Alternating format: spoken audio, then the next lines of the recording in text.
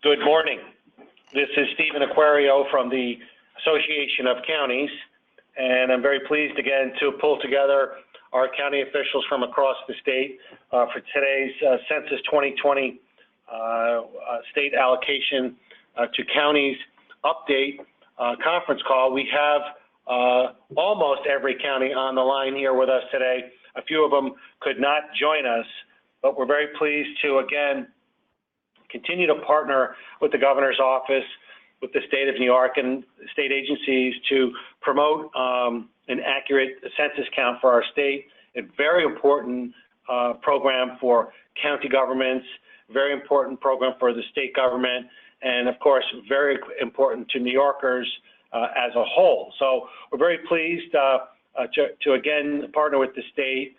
As you might recall, for those of you who are on the call, in December, the governor's office invited county leaders from across the state to lead local complete count committee efforts in their communities. This invitation by the state came with an incentive of $15 million in state funding that could be used to help offset the cost of implementing an educational and promotion plans in each county. In order to be eligible for and receive a portion of the $15 million, counties had to provide the state with a statement of interest, a list of potential nonprofit partners, and a work plan to promote a full count in their communities. At that time, the Division of the Budget had developed a formula for distributing the funds to the counties, and this formula included factors such as population, hard to count people in each county, broadband access, the number of libraries, etc. Last week, the state again held a second summit, this time in Albany, the week before in New York City. And NYSAC also hosted another educational forum during its legislative conference to further discuss the state's plan for supporting our efforts at the county level. Today's webinar is put together for, again, the state leaders who are running this operation to help explain how counties can apply for and receive the funding that was announced in December, and importantly, also discuss the local nonprofit agencies, which must be approved by the state first before they're eligible to work with the counties and receive funding. Let me say again that NYSAC and our member counties have a long history of taking a very active role in each census. We recognize the importance of making sure our residents are counted, especially when it comes to important federal funding, which in turn represents congressional representation in the United States Congress. So when the governor invited the counties to lead complete count committees, many had already begun this important work to promote the census. In the end, nearly every one of our counties is participating in this program, and that's a tribute to all of you on this telephone. We're very proud of that. At this time, I'd like to welcome Rich Tobe and Liz Burakowski to make the presentation this morning.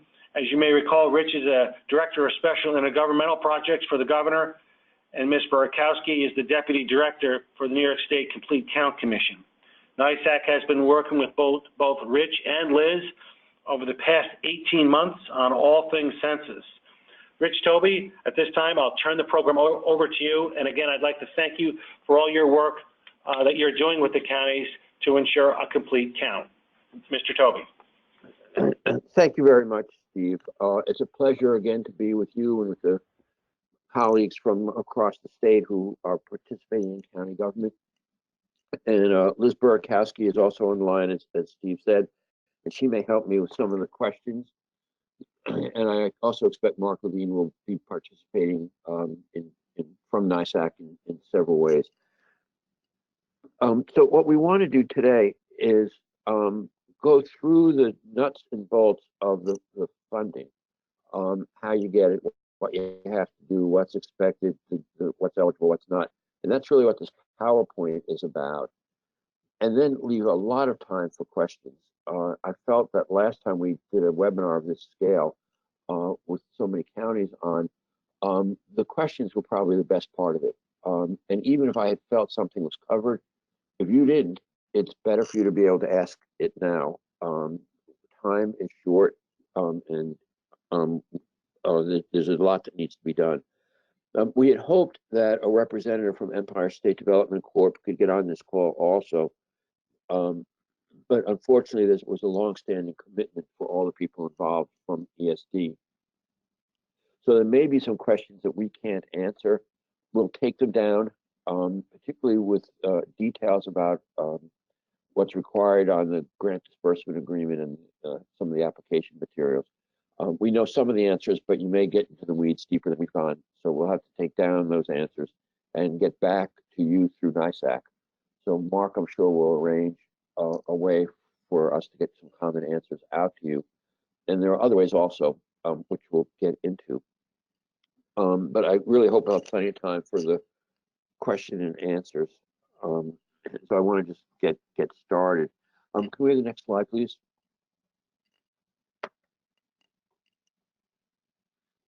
Okay. So these next two slides kind of deal with the timeline. I'm going to quickly go through this. The portal for submitting both county applications and not-for-profit applications opened on January 23rd, coincident with the session we had in New York City and then a follow-up session in Albany. Those sessions, although county officials were welcome, they weren't targeted to the counties. They were targeted to the not-for-profits. And let me explain why. We see this as two companion efforts that have to come together. One effort is the one that we're talking about today, the role of the counties. The counties are conceived of as the state partners. So it's the counties outside of New York City and the 5 boroughs, which we're treating as counties, and then 4 upstate cities, Buffalo, Rochester, Syracuse, and Yonkers. Essentially the big 5 when you add New York City to that group.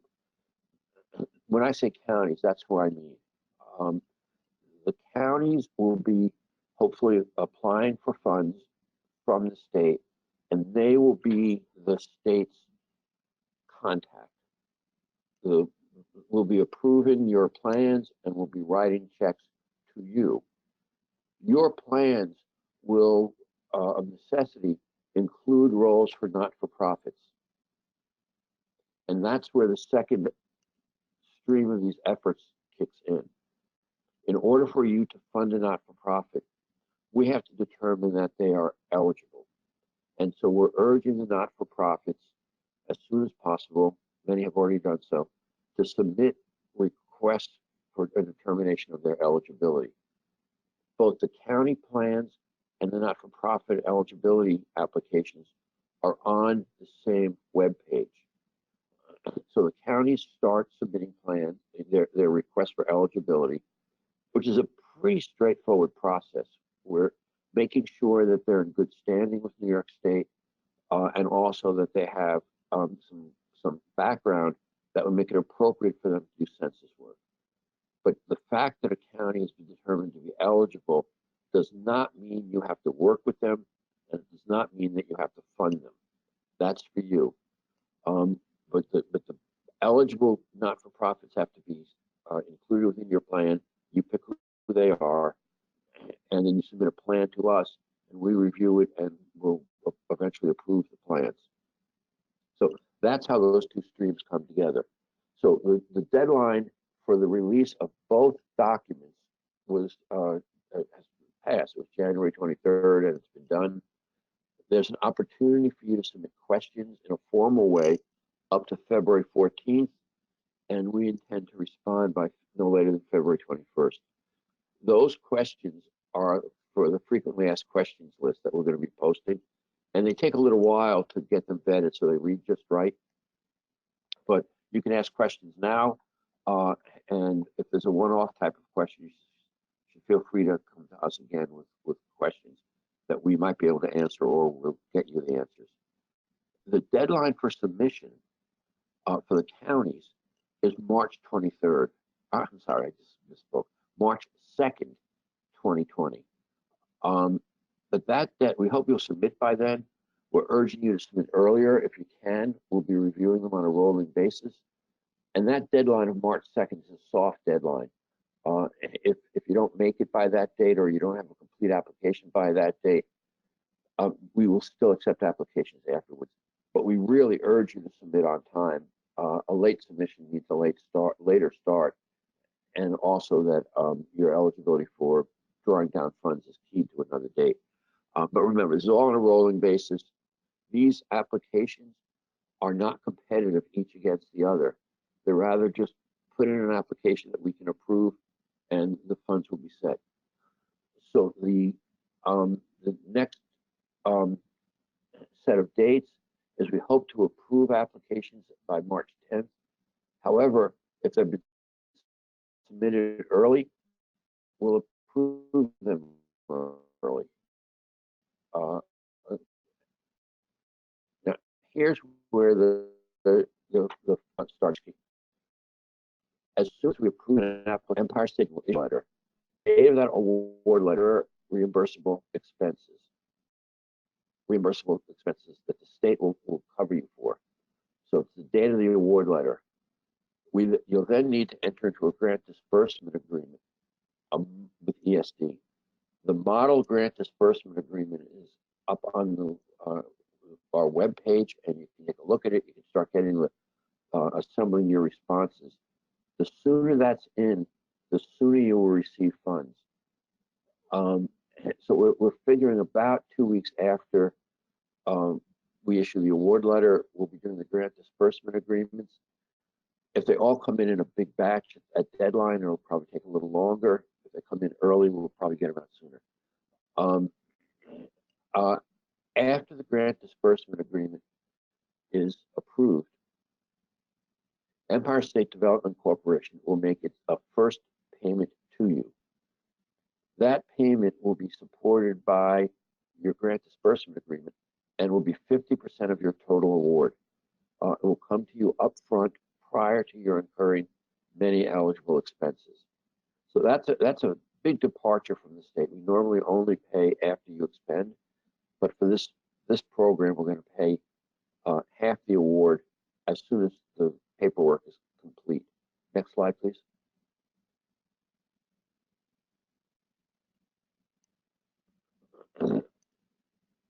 Okay, and then we expect the enumeration efforts will conclude when the census enumeration is concluded, which right now is scheduled for July 31st.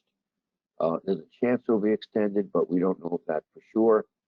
And then the project termination and closeout starts on September 30th and really runs to the end of the year. We're expecting all the paperwork to be complete by year's end.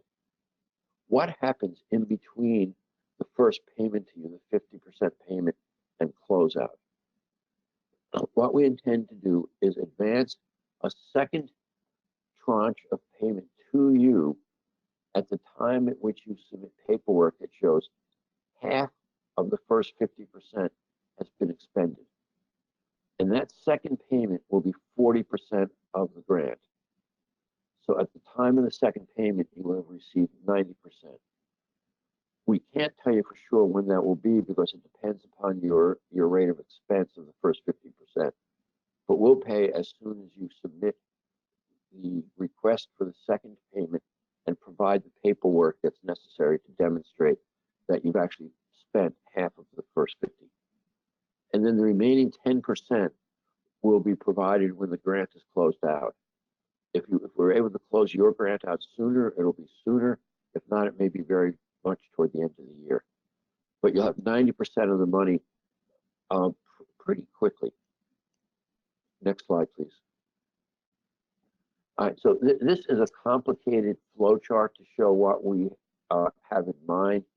Its primary purpose is to show how the work that the counties will be doing and that the not-for-profits will be doing come together. So we will be vetting the not-for-profit applications and advising you of the not-for-profits that have succeeded and determined to be eligible so that you can include them in your plan. you can include in your plan others who you want to work with, but if they're not vetted by us and approved, they're not eligible for state reimbursement. And again, even if they are approved by us, you don't have to choose to provide them funding. That's your choice. But so we have to get these two processes to come together, which we're hoping will occur in the beginning of March. It's prudent for you to notify the not-for-profits that you think you want to work with now to get vetted. So if there's a group that you're interested in working with, please don't wait till the last minute to discover that they haven't applied. That will hold things up. So if you've already pretty much have an idea of who you're going to work with, you can go for it now. And if you ask a couple of them to do it and you only want to fund a few of them, but not all of them, it's okay. We don't mind at this stage vetting some who you don't intend to fund. And it may be prudent to do that in case a problem shows up for one or another of the not-for-profits that you want to work with. Okay, next slide. This is what our web page looks like. It's got two tiles on it. When you use the email address at the very bottom, you end up with this page, and I'll be giving the email address out later, so don't worry about copying it now. But one tile is what the counties will push and it'll lead you to the questions in the application. And the other one is for not-for-profits, and it has the not-for-profit eligibility form on it. Next slide. Okay, and this is a quick review of what we expect in the county's applications. So it's fundamentally, what are you going to do, when are you going to do it, and where's the money going to go? And then happily, information from you on how to make payments. We're hoping that we can make wire transfers to you all to speed things up. If you don't have the capability of doing that, let ESD know and they'll make payment in a different way, but we're hoping to do wire transfers. Okay, next slide. Okay, these next couple slides are what's eligible and what's not. So first of all, 75% of your grant must go to not-for-profits, and they can use it for the things that are listed here: community outreach, distribution of literature, door-to-door conversations or canvassing. Next slide.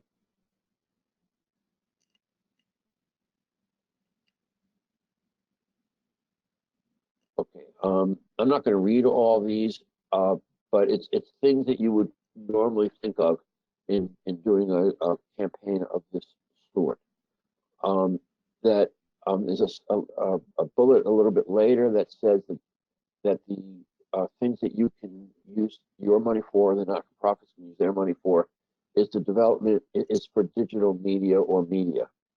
There's no cap on how much you can spend on media except a sort of a prudency test, but we have a limit on the amount of money you can spend to develop the media, sort of the creative part of this.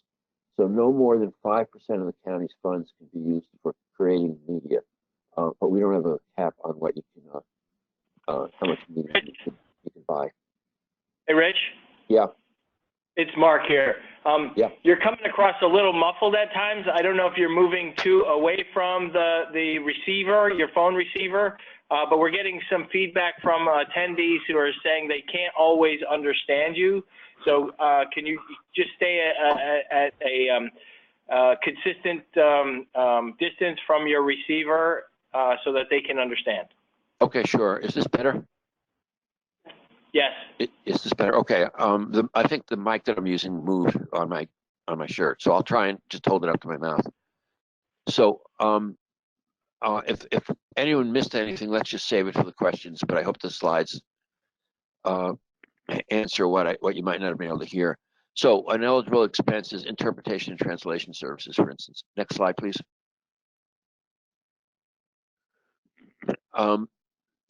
That there's a ban on the purchase of equipment in general.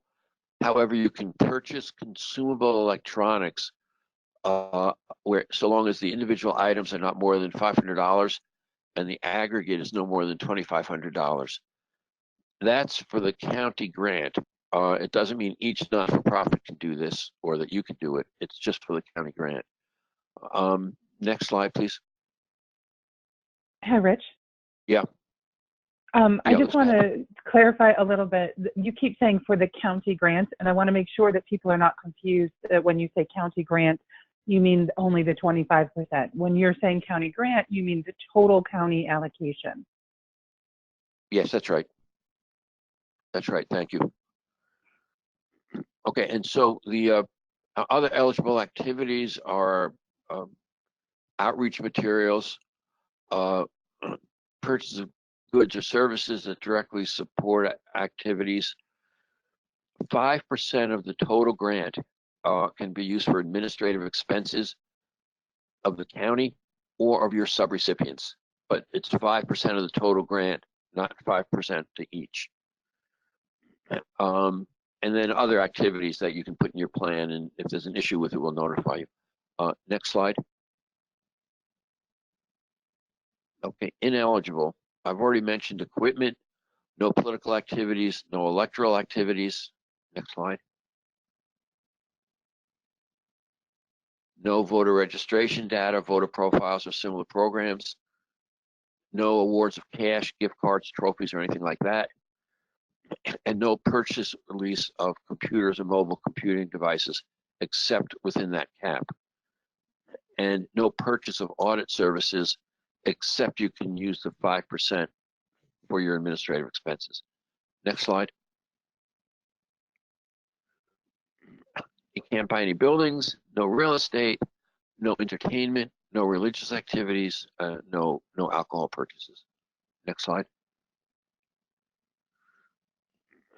So what eligible expenses are those that occur essentially after your ESD award letter, which might be March 10th, but might be earlier. So if you get your award letter in sooner, you can then incur an expense. You know, if we get you the award letter to you sooner, you can then incur an expense sooner. And you can see what the rest of this is. There's no overhead allowed, but for personal services, I want to explain this. It's not so much on the slide. We don't expect to reimburse you for the cost of employees during their normal work shift. So if someone comes in to your clerk's office and asks a census question during normal business hours, and the clerk answers the question, sends them to the library, and they go get enumerated, you can't check a box and say, 5 minutes worth of time towards the census and reimburse us for that. But if the clerk stays open late or on the weekend or goes someplace after hours and participates in census efforts, that extra time is eligible for state payment, and the normal fringe benefits would also be included in that. We would pay for that too. And that rule applies to the counties, and as you make grants to the not-for-profits, a similar rule will apply to them. There may be questions on this later, but we'll wait till we get to the end for that. And then you can't do anything that the grant disbursement agreement doesn't allow. Next slide. All right, so this is just again reminding you that you must submit the application through the portal. This is essentially the CFA website, which I'm sure you're all familiar with. And that where it says census agencies, that's a term we're using to describe the 3 state agencies that are working on this. So it's the Department of State, the Department of Labor, and Empire State Development Corporation. This entire effort that the state's doing in providing funding to you is just a component of an across-the-board effort that the state's launched. About more than 20 state agencies have developed plans for their own census outreach activities, where we've instructed them that their outreach must be using existing resources. They don't have a call on any of the $15 or $20 million that's been appropriated, but many of the agencies have very robust plans, such as the Department of Labor that'll be opening up its 96 one-stop shops where computers will be available for the public to go online and be enumerated, and staff will be trained in how to assist them. So if you've got one of these one-stops nearby, you can certainly send people there during their Department of Labor's normal business hours, and it's a place where they can be enumerated and where people can be assisted. But we're going to have that across the board. Empire State College is opening all its campuses. There's a whole variety of other efforts. But next slide, please.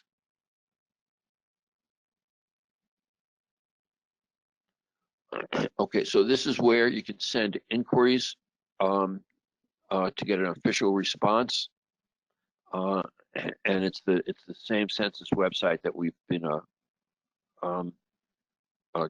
similar to the same census site we've been talking about. So next slide.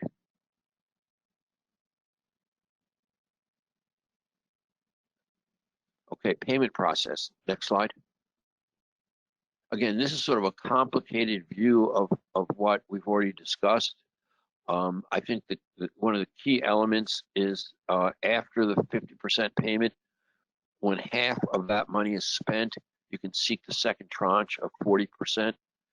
That's at any time that you can demonstrate half the money's been spent. It could be soon, it could be late, but there'll be some paperwork associated with showing that. And then from the date of the award letter through at least the end of July, the county and the cities perform the work, and then toward the end of the year, you submit the final closeouts and we get the last payment. This is available for those who like blue boxes, and this entire PowerPoint presentation is available to the Association of Counties, and I expect Mark will make it available to you. Okay, next slide. All right, so this is the portal for submitting applications. It's pretty easy to find, but if you wish to write this down, we'll stop here for a second and you can get it written down, or it'll be available through this, the PowerPoint when Mark posts it. You can also find it by just going New York State Governor Census in Google, and it'll pop.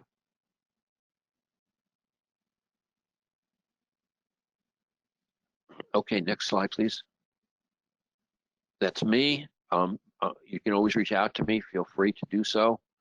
And we'll stop here just for a second so you can get my phone number and email address. I hope you don't all contact me today, but feel free.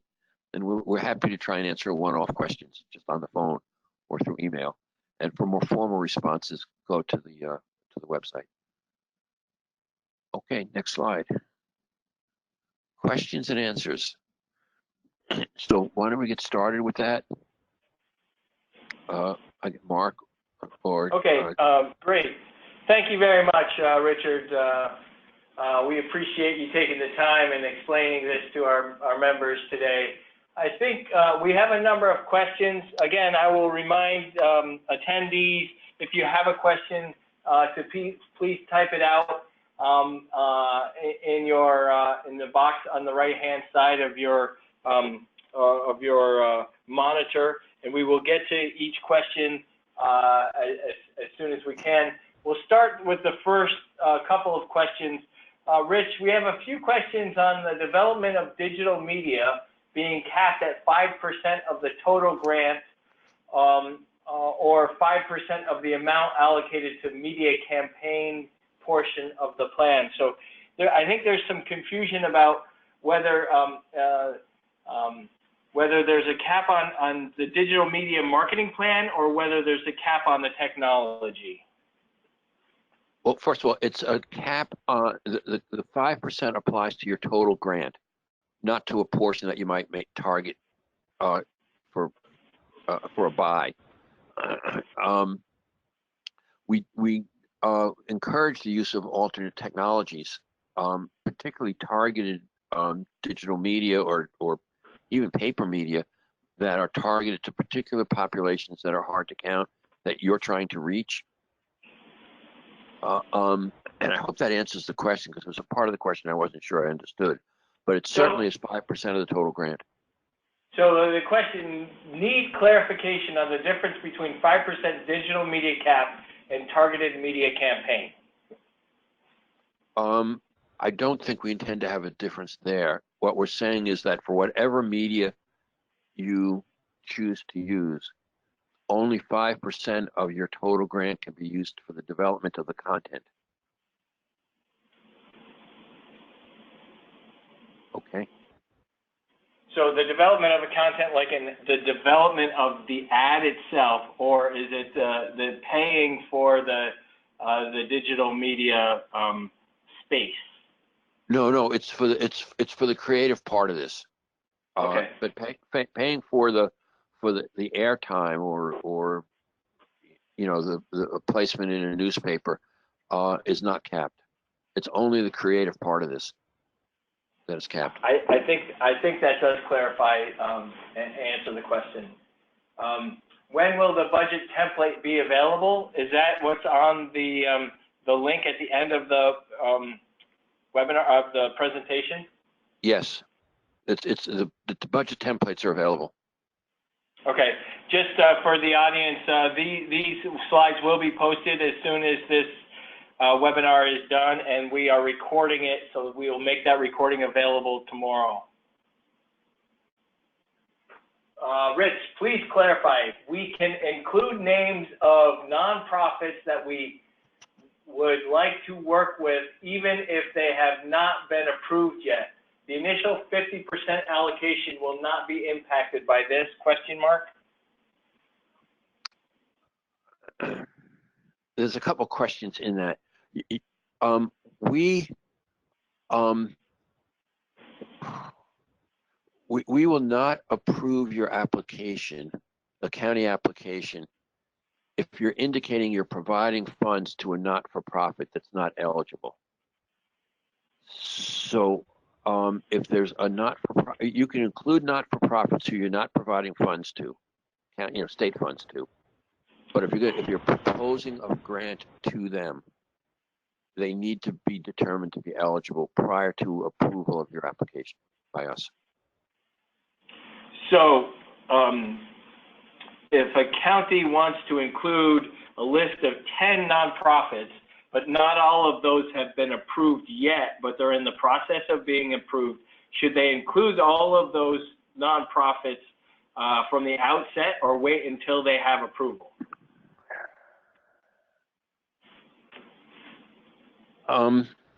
That's sort of a strategy question that I'm not sure of the answer to, but we would like to see a total plan. So if you've got 10 not-for-profits you intend to work with, I think including them is a good thing. Whether you should submit your plan prior to the last of them being approved, I'm not sure yet. And I think I'd watch the clock. If it was getting close to March and you're worrying about the deadline, you might want to approve indicating that there's still a not-for-profit pending. But if it's early, you might want to wait to see if you can get them approved, because it'll move your application faster because it's complete once we start looking at it. But I'm not sure, frankly, as to what the best strategy is. So would you recommend now that the counties that are on the line be recommending to the nonprofits that they want to work with to get their application into the state ASAP? Yes, that's one of the biggest takeaways from this, I think. Okay, thank you. There's no religious activities, or religious activities cannot be funded through the plan, but can the county work with religious organizations? Yes. Faith-based organizations are eligible to participate in the census work and to receive state funding. It's just the religious part of their mission cannot be funded with state funds for obvious reasons. But if they're doing census work, then they're eligible. And it's easier if they're a 501c3. Many religious organizations have those, and we urge that the funding go through that. If they don't have a C3, it's a little more complicated, but it's still possible. Okay, great. Back to the nonprofits. Have any nonprofits been pre-approved yet? I was trying to find that out before the call, and I don't have an answer yet. I know many of them have submitted applications, and they're in the pipeline now. Is there a way for you to post the approved nonprofits when they are approved? Yes, we intend to do that, and to notify the not-for-profits. And I'm hoping we'll be notifying the counties directly where the not-for-profits say they want to work. But that detail, that last detail, is not worked out quite yet. Okay, one last thing on this one is, what about in a county where a county is not sure if any of the nonprofits in the community are even interested in doing this work? So they have to engage nonprofits, but they're not sure if any of the nonprofits in their communities are working toward this. Yeah, we were thinking about what happens in a county that does not have a lot of not-for-profits or does not have ones that want to work on the census. If that happens, we'll treat it as a one-off, and the county should approach us, probably start with me, and we'll talk through what to do. There may be an opportunity to do a waiver on the 75% if there's no not-for-profits or not-for-profits that can't take the full amount. Okay, thank you. Back to the media, and I think you answered this, but I'm going to ask it one more, a different way. Does the creative marketing fee to develop local commercials for two media markets and billboards count as digital media or targeted media campaign? Say it again, Mark. I think I missed the question. So I think you answered this question before. Let me see if I can ask it a different way. So if a county wants to pay an ad agency to develop a billboard, right? That falls within the 5% cap, right? Yes, to create the billboard, yes. Okay, well, but to guys, buy it. I think the crux of the question is the word digital, because the 5% cap is stated to apply to digital media creation. And so the question is a newspaper ad digital? Is a billboard digital? And so therefore would it fall within the cap? Or is it not digital and therefore creation of it would not fall within that cap? I think that's what I'm hearing, but. And what's the answer, Liz? I don't know. That's a rich question. Let me check on that answer. We've been that the rule came up in the context of digital media, but I want to make sure that we're going to treat it the same for the creative part of designing a billboard. Now, there's no doubt that once the design takes place of a billboard, the printing of the actual billboard and its installation would not count as part of that 5%. But I'm not sure about the creative part of a billboard as opposed to digital content. So let's get back to on that. Okay, great, thank you. And we will provide these answers to everybody on the that's registered here, so that everybody gets to see these answers. Another, back to nonprofits. We will be funding our local community foundation as a 501c3 after they are approved by the state. They will be administering microgrants to community groups that have been state approved. How much detail on the county application must be included?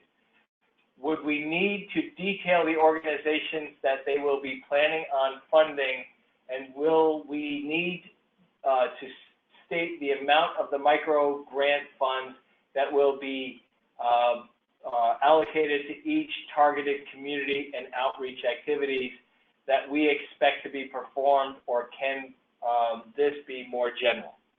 Yeah, okay. First of all, granting to what we sometimes call a fiscal agent, like a community foundation or the United Way, or as it turns out, a library association, is all fine. And then that entity would then grant to a not-for-profit. The sub-grantees need also to be qualified by the state as eligible. So each sub-grantee would have to go through the same process if they're getting money from the community foundation or directly from the county. And your plan should show what's expected to go from you to the community foundation to each of the not-for-profits. We recognize, though, that things can change with regard to the dollar amounts to each. Big response rate somewhere, bad one somewhere else. You want to switch what you're doing. That will be okay. You have to tell us, but it'll be okay. But we expect to have a solid list of funds going just to eligible organizations. So your community foundation is going to have to tell us who the not-for-profits are that the money's going to go to, or tell you so you can tell us. And then the payment, proof of payment, will have to flow in the same way. If the not-for-profits writing the checks for some service, buying the billboard, they have to tell their contractor, the community foundation, who has to tell you in order to close out the grant with us. So it's okay to do that, but it's not a shortcut around the rest of the rules. Holy cow. Great, thank you. Are there MWBE requirements? Not as such. There are a couple of pages in the grant disbursement agreement that says MWBE, but there's no goal established for compliance with MWBE. And so it just says use your best efforts. And there's no reporting and no goal. Can a county apply for a waiver of the 75% nonprofit requirement? Yeah, but talk to us first. We haven't worked out all the rules, but yeah, you could try it. Now, particularly if, for the reasons we've already said, if there's just not a not-for-profit group of not-for-profits in the county that want to do this work, obviously we would have to make some accommodation. Okay, I think we have two questions here that are very similar. Can you please go over one more time how it would work if we wanted to use the funds for tablets that can be brought into communities for census completion efforts? And then the next one, what are consumable electronics? Okay, so this was the subject of a great debate among the census agencies. Probably took more time than almost anything else. The rule is that what's called a consumable electronics, which we really meant were like tablets, but it might be some other things also, can be purchased, but no one item can cost more than $500, and no more than $2,500 can be spent on all such items within a county, with our money, with the state's money. So in a county with a relatively small grant, a higher percentage can be spent on tablets, and in the large counties, it's a smaller percentage. Consumable electronics we've conceived of as being tablets, mobile devices, hotspots, that sort of thing. And they can then be used to help get people enumerated, and that we ask that when the census is over, you tell us what's going to happen to these things if you've purchased them. Liz, is there anything else to add to that? No, I think you got it. Okay. Okay, so then a couple of questions when will the nonprofits be approved? When will counties know if their nonprofits are approved, and how will they know that? Okay, so I'm hoping by the end of this week, the first bunch of them will be approved, but that's what I was checking on, and I don't have a confirmation on it. We will be notifying the not-for-profits directly when they're approved, and they'll have something from us that says you've been approved. But we will also be posting, I believe, on our website, the approved not-for-profits. And as I said earlier, we're trying to find a way to notify the counties of that not-for-profits that say they want to work in their county have been approved. We ask a question of the not-for-profits as to which counties they want to work in. And then it's like a drop-down box, and they can select more than one county. And we're having a little difficulty with the technology to be able to notify the appropriate counties when there's more than one county the not-for-profit wants to work in. But we will certainly be posting it on the website, that the list of approved not-for-profits. I'm just not sure we'll be able to properly tell each county that these are the ones in your county that have been approved. You might have to go look. All right. I want to do it the other way, but we're just not there yet. Okay. We still have a number of questions, so I'm going to try to get through as many of these as possible. Rich, if you could just bear in mind that we have quite a number of questions in the queue.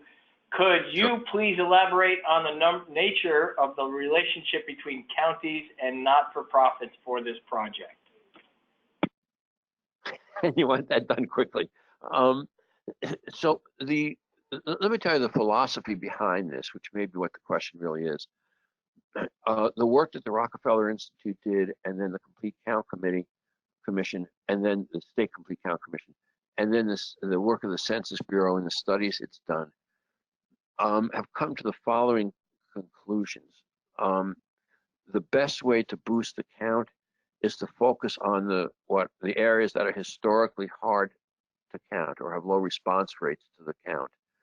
Those are known. They're available on 2 different websites. The CUNY Graduate Center has a website that shows hard to count census tracts throughout the country, and the Census Bureau does also on its Rome program.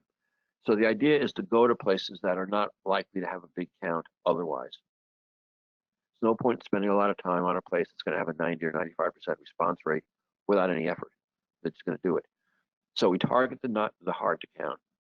The second main principle that's driving our effort is the notion that none of us in government are really trusted voices to the hard to count communities. Obviously there are exceptions, but as a group, the people they trust most are the people in the not-for-profit communities. And then it's only through the use of trusted voices are we likely to be able to persuade people, particularly in the climate in which we're now in, to choose to be enumerated. And so one of my examples that I use quite frequently is if you've got a congregate dining program where you feed seniors lunches a couple times a week, and they all come in, they get lunches, they kind of trust the person who's serving them the lunch way more than they trust the administrator back in County Hall who's paying the bills. They feed them. And if that person says, this is Census Day, we've got computers, would you please agree to be enumerated? And oh, by the way, here's your lunch. And here's why we hope you'll be enumerated. It's a civic duty. You've done it in the past. It's sort of part of patriotism, what's expected under the Constitution. But it also means we might get a little more money for the lunches. Would you be enumerated? We think that's the strongest way in which we can persuade people to be enumerated, not by us in government, but by the not-for-profits who are working directly with the people. Across the board, in all the different types of programs and contacts that the not-for-profits have. And hence, we're directing that 75% of the money go to the not-for-profits, with 25% staying, at least 25% staying in the hands, saying it backwards, at least 75% go to the not-for-profits, and the counties can choose to provide more if they wish. So that's the philosophy behind it. Okay. That may be an answer to the question. It did, and right, and the question was wide ranging, so I think this answers. You just answered the next couple of questions. Is can you elaborate on the breakdown between the 75-25 and then if a county is not planning to use the full allocation available to them, how does the 75-25 break out? And then for rural counties, the 75%, there may not be nonprofits in those rural counties that could do the work to achieve that 75% of the full allocation. Right. So that's where you have to come talk to us. and we'll consider a waiver. And it breaks down into several different components. If the county wants to spend all the money, but it doesn't have not-for-profit partners, that's one question. And we'll talk to you about it. If the county doesn't want to spend all the money, period, it doesn't think it needs all that money, which is the case in at least one county, but it wants some of the money. How do we do the cost accounting? And that's a second question, which I had not actually contemplated. So we'll figure that out. But in the one county that I've talked to that is not interested in using all the money, they intend to give 100% of what they draw down from the state to not-for-profits. So we don't face the question of how to do the allocation. It's all good. But if you don't think you need all the money, just tell us, and we'll figure out what to do with the balance. But again, this is voluntary on your part. We're not making you spend the money. And if you don't think there's a good use for it, just say so. Okay, comment, creative at 5%, 5% cap is not enough to develop a local commercial or a billboard. Just, that's a comment. Okay. The next is, does promotional material need to be approved by the state? No, but Okay. let me just jump in. For the creative content, there's a lot of content that's been developed by the Census Bureau with logos and pitches and ideas about how to approach different populations. And we think that provides a good starting point, which can then be targeted to match the local circumstances. But there's a fair amount of stuff already out there that's available for free use. And where can counties find that material? We'll give you the email address.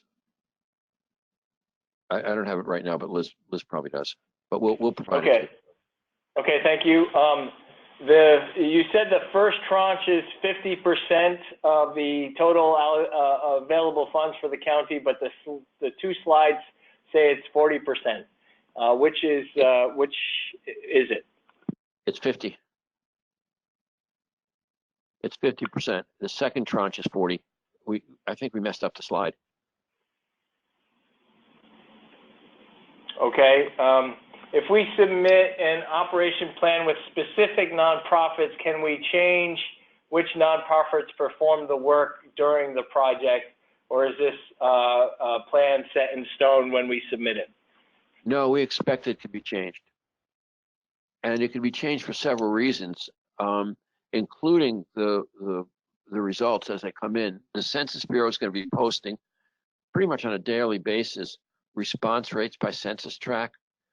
And if you see that there's an area that needs more effort, and you go online and see that there's a particular ethnicity or language in that area, and you need to bring on somebody who's better at it than who you had, we're certainly willing to accommodate that.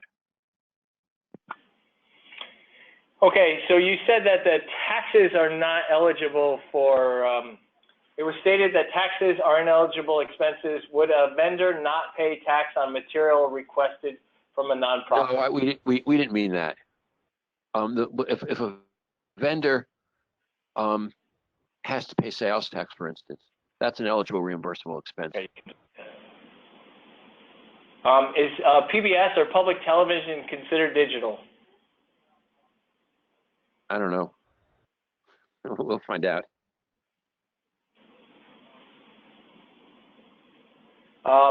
In the project activities description section on the application, can we provide broad descriptions of activities and identify that they will be done by the grantee, nonprofit, or both? Or do we have to list the specific nonprofits that will do each activity? The more specific, the better. If we're not happy with it, we'll get back to you and work on what we think you need to say. So this will be if it has to be an iterative process, we'll just go back and forth with you. They're not going to be just tossed because you messed up, in our eyes, a question.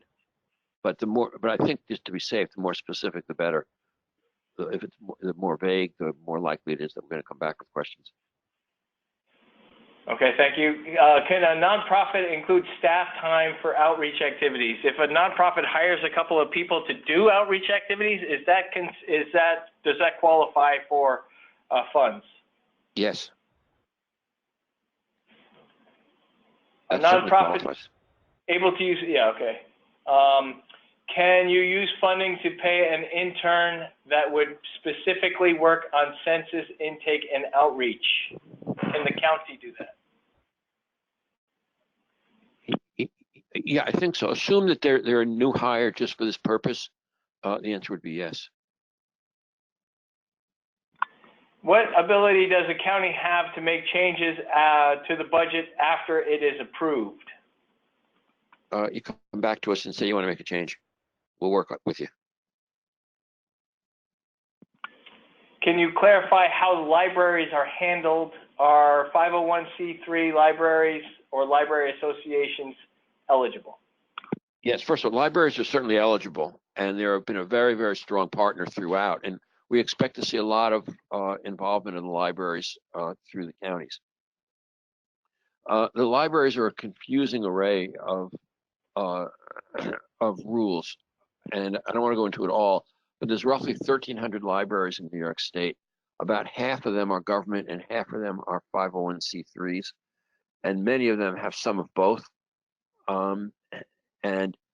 We want libraries to be eligible, and if the library is a C3, then it can be on the 75% side of the ledger, and if it's a government entity right now, it's on the 25%.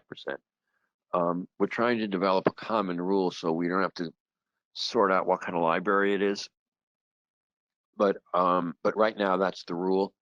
Library associations are eligible. We came across one in the, I guess it's the Southern Adirondacks. That's a 501c1, which means it was separately granted a tax exempt status by an act of Congress just for them. We've determined that's eligible as a C3 for our purposes. Okay, thank you. How about local governments within a county? If a village clerk or a town clerk's office stays open after hours, are they considered a nonprofit, and the county can provide funding for them to operational funding for them to stay open? Okay, so cities, towns, villages, school districts are units of government, not C3s. But they're eligible to be included within your plan to receive funds. It would come out of the 25% side that's set aside for government, or but it would come out of that side.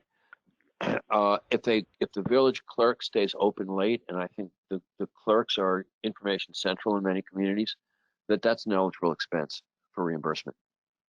But again, if they answer questions during the normal day when they're open, we wouldn't reimburse for that. Someone comes in and asks a census question, they say go to the library, get the computer's there, or we've got a computer here that you can use. That time of the clerk would not count, but if they stay open late, it would. Can a county apply for a waiver to the 5% digital media cap? The answer is yes, it could apply. I don't know what we'll do with it. But why don't you talk to us first? Okay. When a nonprofit is approved, who in the county will be notified? If it's the CE, it might fall through the cracks. Do you have how are you contacting the people in each county? Okay, the application asks for two identifiers. The second one is who is the contact in the county for this application, and that's who we'll be communicating with primarily. Okay. The grant distribution agreement. Agreement on page 7. Yeah, hang on just 1 second. Liz, I know we have that for the not-for-profits. I may have answered this prematurely. Do you know if we have that contact question on the county side? Do you remember? I believe that we do. I believe that we do, yes. I think it's also just important to mention that we are notifying the not-for-profits. So if you know who you want to work with, stay in touch with them. And when they get notified, they can tell you that they got notified, that they're eligible.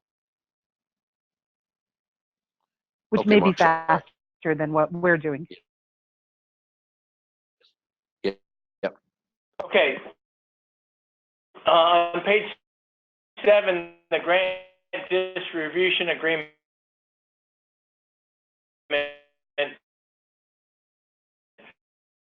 The section, this means that any materials reviewed and approved prior to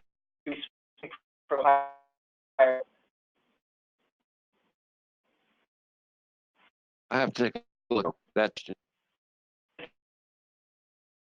they were posted on Fed, which offering administrative overhead for a grant, for a grant program that's just 6 months long.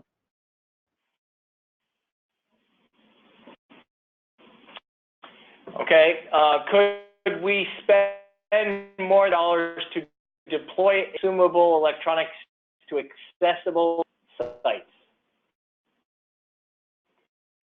Yeah.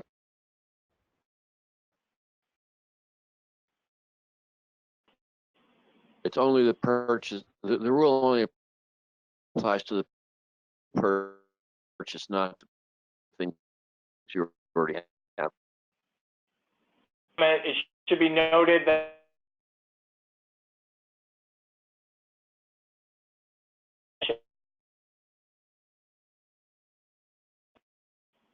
Okay. Contractors now compare nonprofits without competitive bids. I've heard this question before. This is good. Yeah, we have two, and the counties, as you know, are all different, and so I don't have an answer that works for everyone.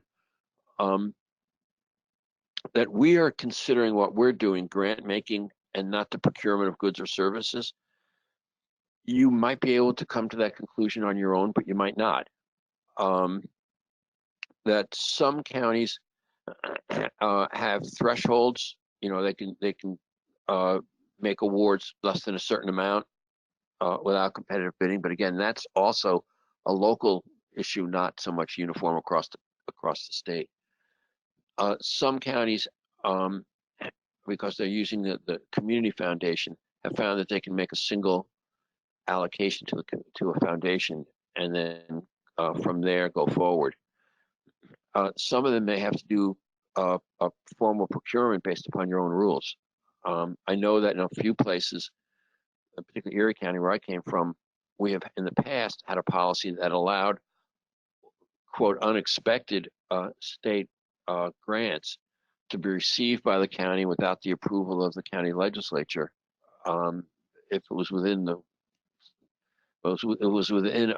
a budget resolution that are passed annually and negotiated each year, so they're not always the same. And then in a couple counties, they've moved forward to gain permission from their county legislature to receive these funds, or board of supervisors, whatever they have, to receive the funds and allocate them in advance of the award letter. A couple places have said they can't do it without the award letter, and they're asking us to find a way to get them an award letter more rapidly. But there's not a single answer, and I think each county is going to have to work this through with their county attorneys and their legislative bodies to figure out the best way to do it.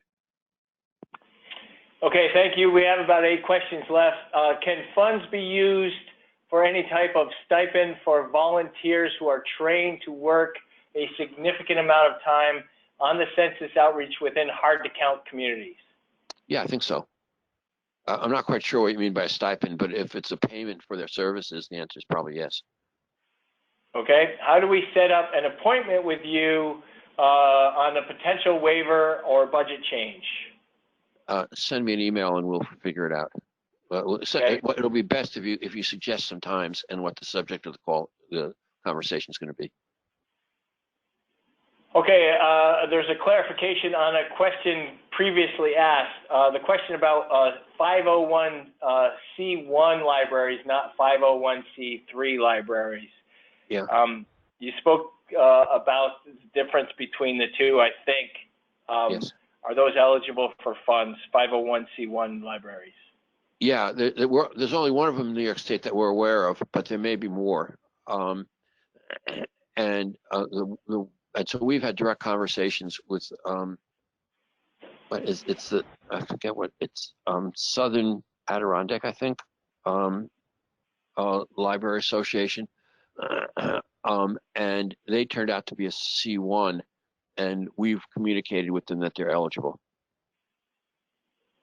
Okay, great, thank you. Are municipal libraries eligible? Yes. Oh, absolutely. Okay. If a county person who works on the development of census outreach materials, but that is not that person's normal job, would their time be eligible for reimbursement? If they're working sort of the normal county shift, the answer would be no. If they're working outside their normal county shift to do the census work, the answer is yes. Okay. The requirements for nonprofits that they have done business with the county and or the state in the last 5 years makes many rural nonprofits ineligible to apply. Okay, that's not a requirement. It's a question. Have you? Okay. There are only a couple questions that are threshold that would prevent somebody from going forward.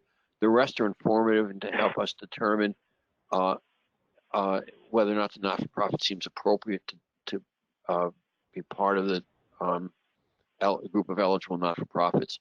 So if we hit a not-for-profit where we have some questions, so there's a question at the very end, are you in Grants Gateway, which is a funding program that New York State has, where we vet our vendors. It's primarily for profits, but we ask, are you in Grants Gateway, yes or no? We don't then tell people they have to get into it. What we say is we reserve the right to ask you to get into it if some issue crops up. That's also true for whether you've done census or some other issues. It's more important, though, that there's a good match between the not-for-profit and the population where they want to work. So we ask, are you going to work in an area where there's a language, non-English language spoken, and do you have competency in that language? That gets a little bit more important to us, but these are not automatic exclusions. Okay, great. Thank you. We have 2 questions left. If a nonprofit schedules an event at a local government building after hours, can the municipality receive funding for the cost of holding the event there? That's a good question. I imagine that will happen quite a bit. Yeah, I think in general the answer is yes within a reasonableness test. But if the county leader ends up performing in a band and playing, we won't pay for that entertainment. That kind of question came up once, but no, okay. Keeping the building open is probably eligible. Okay. And finally, can we pay the libraries to extend staff hours for Census 2020 through the county 25% instead of requiring each of them to register on the nonprofit list?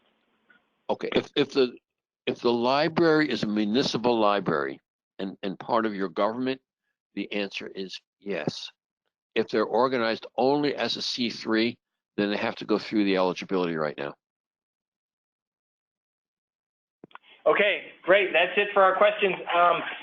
Thank you very much on behalf of NYSAC, our board of directors, and all of our members, Rich and Liz. We appreciate you spending the time this morning to explain how the census funding will work. Clearly, it was needed because we had a robust Q&A period. We will make this recording available to attendees and to county officials as soon as we're able to load it on NYSAC TV. And we will make these slides available to everybody this afternoon on our NYSAC website. Again, thank you very much. Enjoy the rest of your day.